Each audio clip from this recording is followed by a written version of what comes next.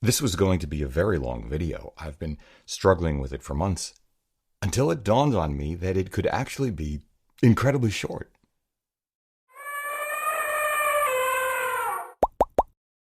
Hey everybody, I'm Hugh Brownstone for Three Blind Men and an Elephant, and today I want to give you a quick take, a long overdue take, on Viltrox's $400 full-frame autofocusing 85mm f1.8 in Sony E-mount. It's been so long, in fact, that they've issued a Mark II, though from what I understand the optics are essentially unchanged. Bottom line, the Viltrox is so good optically in the real world, so mechanically satisfying and sufficiently autofocusing performant for most of us, that it puts everyone on notice, consumers and manufacturers alike, that with the globalization of and greater access to 1. Things like computer-aided design and manufacture, 2. Advances in materials science, 3. Skilled, relatively low-cost labor, and 4. Corporate ambition, it is incontrovertible that image quality at the lower end of the market has improved dramatically and is all that 95% of us need 99% of the time. Not a moment too soon, given the greatest economic retreat in modern history across the globe. Just saying. I spent entirely too much time trying to suss out differences among this Viltrox, our own $1,200 Zeiss Batis 85 1.8, and Sony's $600 FE 85 1.8 using controlled static scenes, which is not how I like to spend my time. But early in the pandemic, under mandatory shelter-in-place orders, what were we going to do? So first, Claudia and I created our own Wilson to be our model. You remember the soccer ball turned Tom Hanks' companion in Castaway?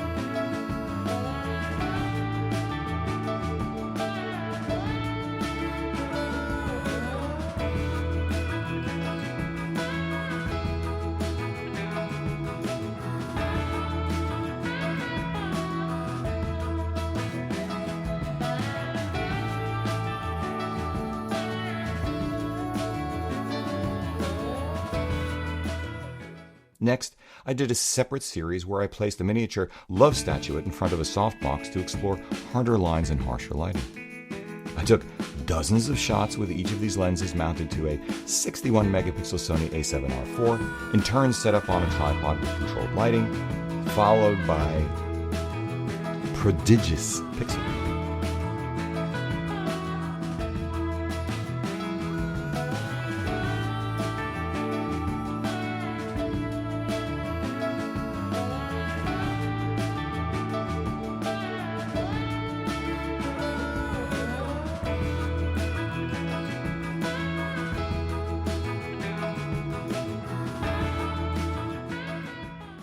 I drove myself nuts in the process, because just looking at an image at anything like typical image size and viewing distance, the Viltrox looked shockingly good.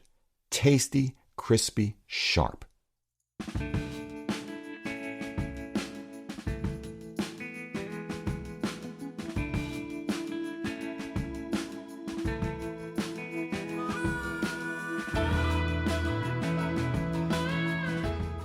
Pixel peeping like a madman, I could see at the margin where very few of us go that the Sony and Zeiss focused more consistently, were marginally sharper, and offered superior chromatic aberration correction that most of us will never notice. At the thinnest of margins, the Zeiss was optically superior to the Sony, but the Sony autofocused faster and more consistently. Though, unlike the Viltrox or the Sony, the Zeiss has lens IS. So what?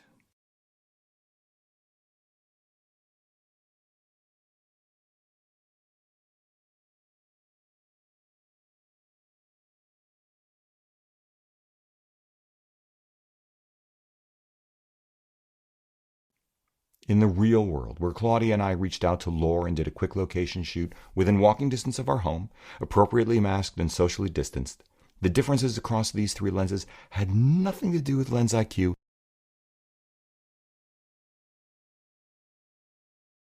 and everything to do with composition, lighting, framing, posing, the moment, and the evolving interaction between model and photography team. Like this.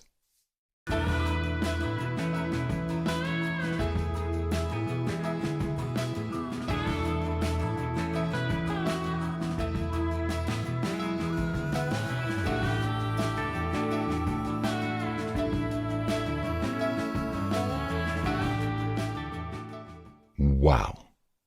So, yes, there is a relationship between price and quality. The Zeiss sports the best build quality in industrial design, most features, lens stabilization, and that lovely OLED display, nice rubber grip too, and is marginally optically superior to the Sony.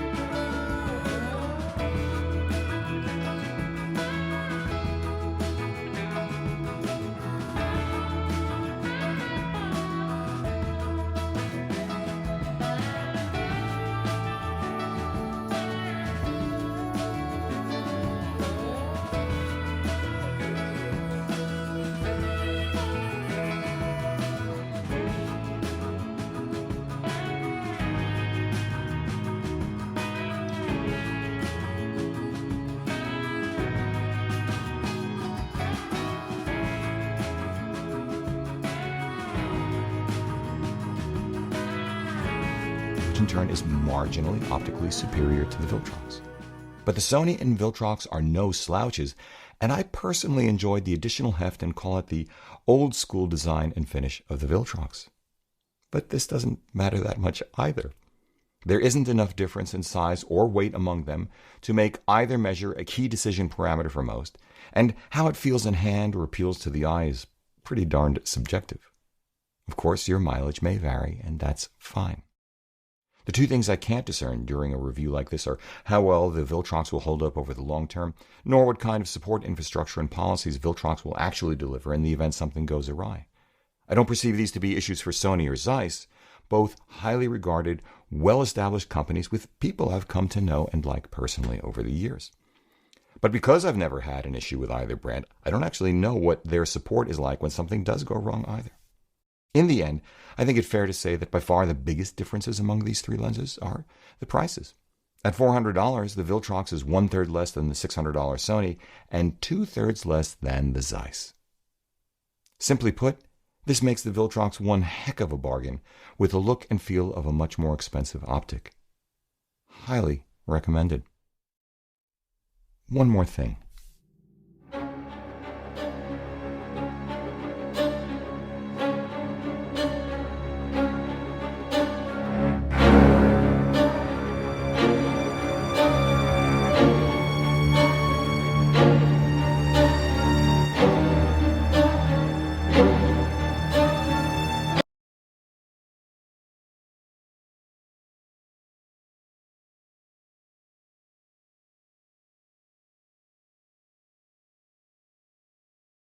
If you like what you've seen here today, please give a thumbs up, subscribe, join the conversation below. Support our work using our no-cost-to-you affiliate links, buying Streets of New York the book, shopping our merchandise store, dropping us coffee money via PayPal, or most especially, consider becoming a patron of ours via Patreon. Links for all down below. However you support us, as always, we thank you for it.